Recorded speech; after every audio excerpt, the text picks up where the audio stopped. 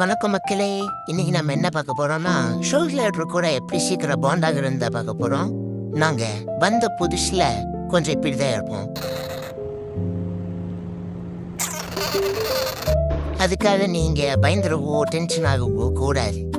ஏன்னா நாங்களே பயத்துல தான் இருப்போம். அது வேற விஷயம். இதுக்கு மேல எங்க ஓனர் சொல்லுவோம். நீங்கள் இந்த மாதிரி ஒரு பாண்டிங் பவுச் ஒரு குள்ளே எடுத்துக்கிட்டிங்கன்னா போதும்.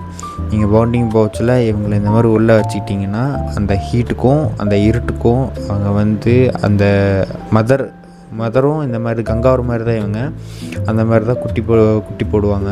அதனால் அவங்க வந்து சேஃபாக உணர்வாங்க.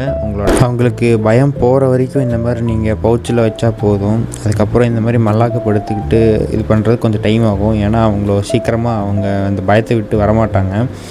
அதனால் எவ்வளோ சீக்கிரமாக உங்ககிட்ட பாண்ட் ஆகணுங்கிறத நெக்ஸ்ட் வீடியோவில் சொல்கிறேன். பாய்.